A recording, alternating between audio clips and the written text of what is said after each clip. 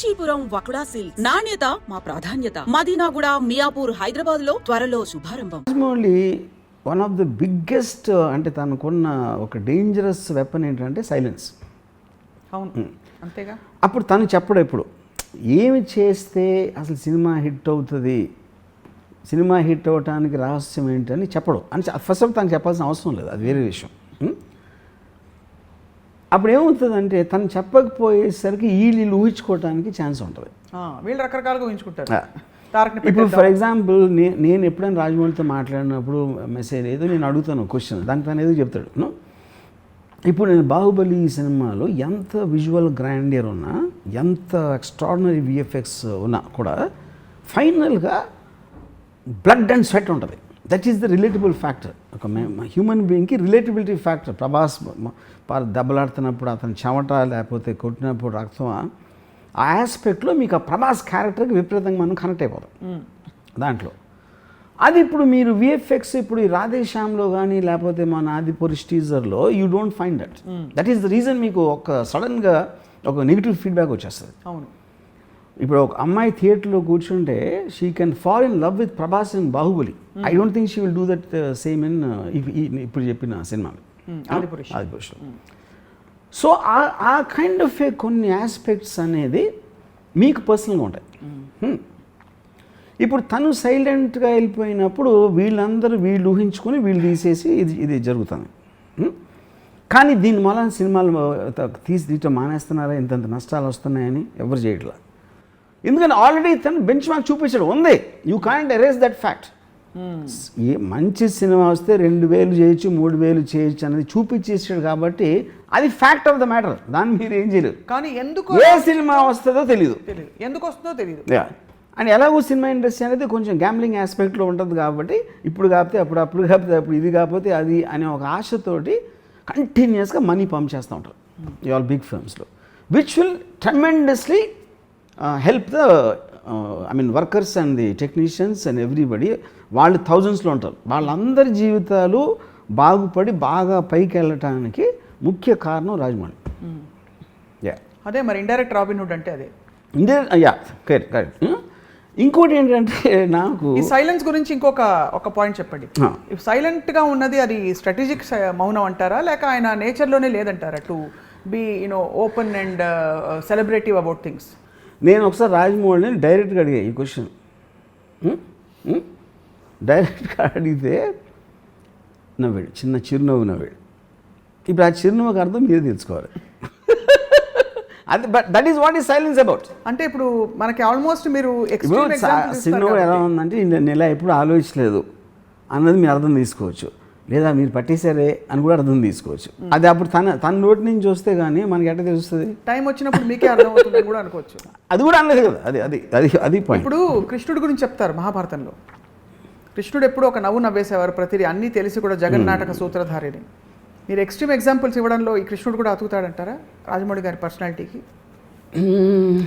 In the way he operate I think in a వే.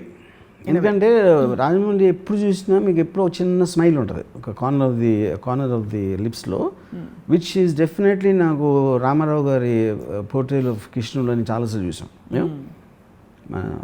శ్రీకృష్ణుడు role వేసినప్పుడు black and white time నుంచి always ఒక చిన్న స్మైల్ ఉంటుంది. బట్ దట్ స్మైల్ అనేది ఈక్వల్ అనేది నేను I can't కన్ఫర్మ్లీ commit from my opinion. మీరు మేధావి కాబట్టి మీరేం గ్యాదర్ చేస్తారు చెప్పండి. నేను మేధావి, అది దట్ ఈస్ లిటిల్. ఆ తర్వాత మీరు ఎందుకు ఎప్పుడు ఇలా 2,000 కోట్ల సినిమా తీయాలని మీరు సాహసించలేదు? ఇదొక క్వశ్చన్. ఇది రాజమౌళి గారి సక్సెస్ ఫార్ములా చూసి ఈ 2,000 కోట్లతోటో లేకపోతే ఓ ప్రభాస్ తోటో anything picking up anything from his project ఇలాంటిది నేను చేయాలనే ప్రక్రియ. ఎందుకంటే ఫస్ట్ ఆఫ్ ఆల్ నాకు రాజమౌళికి ఉన్నంత పేషెన్స్ లేదు, తనకు ఉన్నంత ప్యాషన్ నాకు లేదు. బికాజ్ మీకు ఒక తపస్సులాగా చేయాలి kind of film like Baahubali కానీ RRR కానీ you're giving 4 to 5 years of your life for a project like that requires a lot. Is kind of a temperament, is kind of a whatever. ఆ quality నా దగ్గర లేదు. Because I'm more interest in psychological thrillers and dramas. అది నా limitation అనొచ్చు, నా taste అనొచ్చు, that whatever you want call అది. రెండోది the sensibility of him wanting to please everybody, అన్ని రకాల ప్రేక్షకులు అంతంత పెద్ద హిట్స్ అయినాయంటే all genres of audience have to like it. అది పిల్లల, పెద్దల, ఫ్యామిలీ ఆడియన్స్, యూత్, మాస్ అందరికీ నచ్చాలి. నేను ఆ నేచర్లోనే అందరికీ నచ్చే పని నేను ఎప్పుడు చేయను అసలు. That is in my very temperament, even in my interviews కానీ అవి ఏది కానీ. So that same thing will reflect to films. Yeah, so అది అలాంటిది చెయ్యను కాదు, చెయ్యలేను, ఎందుకంటే అసలు టెంపర్మెంటే లేదు నాకు. కరెక్ట్. సో ఇప్పుడు రామగోపాల్ వర్మ గారు 5 ఏళ్ల ఎగ్జాంపుల్ మీరే తీశారు. ఒక 4-5 ఏళ్ళు పెట్టి ఒక ప్రాజెక్ట్లో ఇన్వెస్ట్మెంట్ నుంచి మాట్లాడుతున్నాను, బిజినెస్ ఆస్పెక్ట్స్ అంతా సర్వస్వం ధారపోసి ఒక పెద్ద రిస్క్ టేకర్ అయ్యి దాన్ని సక్సెస్ చేయడం ఒక ఎత్తు అయితే, అదే 2000 కోట్లలో లేకపోతే 1000 కోట్లలో whatever the investment is, మనకి బోల్డ్ అని మల్టిపుల్ స్ప్రెడ్ అవుట్ చిన్న ప్రాజెక్ట్స్, వాటి కలెక్టివ్ ఇంపాక్ట్ ఓవర్ 4-5 years చూద్దాం. Would you compare them as equals or would you say అసలు కంపేరబుల్ మోడల్? 2000 కోట్లు ఒక సినిమా బడ్జెట్, లేదా 1000 కోట్లు సినిమా బడ్జెట్, ఆ 1000 కోట్లు మనం 5 ఏళ్ల పాటు ఒక ప్రాజెక్ట్ని కొనసాగించి తీసిన సినిమా. Correct. So you're investing all your eggs in one basket over 5 years, taking a very big risk and doing something very big. Versus చిన్న సినిమాలు ఒక 20-30 తీసేసి వాటిని కూడా మోడరేట్ హిట్స్ చేసి వాట్ ఎవర్ అల్టిమేట్లీ రూపాయికి ఎంత వచ్చిందో అది చూస్తాం. ఇక్కడ పాయింట్ ఏంటంటే, మీరు ఒక్క నిమిషం సినిమా అనేది ప్రోడక్ట్ అనుకోండి. What is film? Film is just a collective work of some people to create a product to put it out in the market. అవును. మీరు కొన్ని ప్రాజెక్ట్స్ 10 years ఉంటాయి. మీరు డ్యామ్ కట్టారు, ఒక పెద్ద కాంప్లెక్స్ కట్టారు, 100 floors కాంప్లెక్స్ కట్టారు, లేకపోతే చిన్న బంగ్లా కట్టారు. All of them are products. కానీ the effect of the 100-story building in an overall thing is going to be massive which will take longer time. Right. So ఈ అన్నిటినీ కూడా సినిమా అనే ఒక లేబుల్ తోటి ఈక్వలైజ్ చేయడం కరెక్ట్ కాదు. అది సో యూ కాంట్. ఇప్పుడు ఒక RRR కానీ ఒక బాహుబలి కానీ they are the equivalent to 100 films which are made in a certain 100 సినిమాలు తీయడానికి ఎంత టైం పట్టిందో ఒక్క సినిమా తీయడానికి అంత టైం పట్టిందంటే, but this one film is actually returning more than all these films put together. అదే అడుగుతున్నాను. అప్పుడు ఇప్పుడు జేమ్స్ కెమెరాన్ ఉన్నాడు. జేమ్స్ కెమెరాన్ టైటానిక్ తర్వాత he took 12 years to make his next film, Avatar. You know that is his choice. Correct.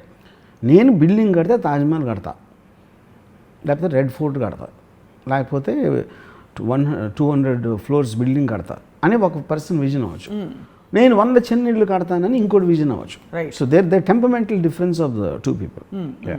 So when you observe this as an so economic, ఇప్పుడు ఏంటి, మీరు ఎకానమీలో కూడా చూసుకుంటే ఇప్పుడు ఎంత ఖర్చు పెడుతున్నావు వేరేగా, దాని నుంచి ఫైనల్గా ఇలా వస్తే ఎంత వస్తుందని ఆ క్యాలిక్యులేషన్ మీరు చేస్తారు కదా వాళ్ళు కూడా. అవును. So that remains that is an investment thing which we always apply for any product. ఇక్కడ I have to ask you this question although it's not reality.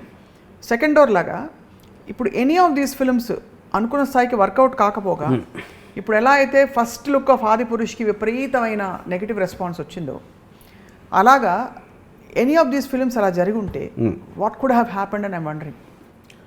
See, it is possible. అది జరిగింది కూడా. It's not that it didn't happen before. మీకు example ఇచ్చాను కదా water world. Titanic టైంలో Titanic కూడా become water world, water world కూడా become Titanic. అది తెలీదు. అవును. Chill you do it. You know ఇప్పుడు రాజమౌళి ఒక continuous track record of success అని మనం మాట్లాడుతున్నాం. యూనో రాజమౌళి ఒక మేబీ 10 years బ్యాక్ తీసుకుంటే he might have been more or less in similar thing like a Puri Jagan, Vinayak and whatever Thivikram, ఒక top 5-6 commercial డైరెక్టర్స్లో 10-15% difference ఉంటుంది అంతే. It is post Magadheera is where the upward track began. ఇప్పుడు అసలు difference ఏమి? ఇప్పుడు I think there is no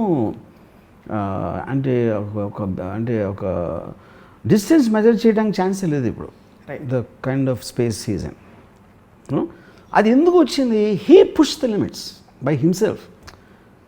మళ్ళీ ఇంకో సినిమా తీద్దాం, ఇప్పుడు ఇంకో సినిమా తీద్దాం అనే యాటిట్యూడ్ నుంచి సినిమా తీద్దాం, అది మొత్తం ప్రపంచం అంతా అబ్బురు పడిపోవాలి, నోళ్ళు తెరుచుకొని చూడాలి అనే ఒక అంబిషన్ విజన్ తోటి తీస్తున్నాడు. Which is not what anybody is doing. వీళ్ళ అందరూ తర్వాత చేసిన అందరూ రాజమౌళిని ఒక ఇమిటేట్ చేస్తున్నారు, కానీ you can't bring passion you can bring the original vision. Temperament temperament తీసుకెళ్ళరు. ఆ టెంపర్మెంట్ లేకుండా ఇప్పుడు ఫర్ ఎగ్జాంపుల్ విఎఫ్ఎక్స్ ఉంది. విఎఫ్ఎక్స్ వాళ్ళు ఏం చేయరు, అందరూ వాళ్ళే ఉంటారు. విఎఫ్ఎక్స్ వాళ్ళు వాళ్ళే సెపరేట్గా ఉండరు. రాజమౌళికి సెపరేట్ విఎఫ్ఎక్స్ టీము, ఇంకోళ్ళకి సెపరేట్ టీమ్ అని ఉండదు. First of all that is a wrong thing. VFX team ఎప్పుడూ కూడా వాళ్ళకి ఇచ్చిన బ్రీఫింగ్ ప్రకటి చేస్తారు. ఎంత మీరు కరెక్ట్గా చేశారు, ఎంత క్లారిటీతో చేశారు అనే దాని మీద అది వంతుల వారిగా అవుతుంది. గబుక్కుని ఇచ్చేరాళ్ళు ఇలా ఉంటుంది, ఇది ఇలా ఉంటుంది, అది అలా ఉంటుంది అని చెప్పి continuously there will be a interaction with the makers. Right. అది రాజమౌళి ఆ ప్రాసెస్లో ప్రతిసారి దగ్గరుండి ఇది బాగాలేదు, ఇది బాగుంది, ఇది ఎలా ఉండాలి, అది ఉండాలి ఏదో చెప్తారు Rajamouli, which is what the whole point. అవ్వదు. సో ఇప్పుడు మీరు విఎఫ్ఎక్స్ టీమ్ తీసేసుకుని రాజమౌళి విఎఫ్ఎక్స్ టీం మీద పెడితే అది వచ్చేస్తుంది. లేకపోతే రాజమౌళి విఎఫ్ఎక్స్ టీం కన్నా అడిగేది వేరే సినిమా ఇచ్చాడు వాటి టీం తీసుకుంటే ఇంకా బాగా వస్తుంది అని అనుకుంటాం అనేది మూర్ఖత్వం. అప్పుడేంటి, మీరు చూసే కన్నులో ప్రాబ్లం ఉంది. విఎఫ్ఎక్స్ని ఓకే చేసే కన్నులో ప్రాబ్లం ఉంది, కానీ విఎఫ్ఎక్స్లో ఎప్పుడు ప్రాబ్లం ఉండదు. అతను technician, any technician will deliver exactly what you want if provided you have the clarity. Right. Yeah.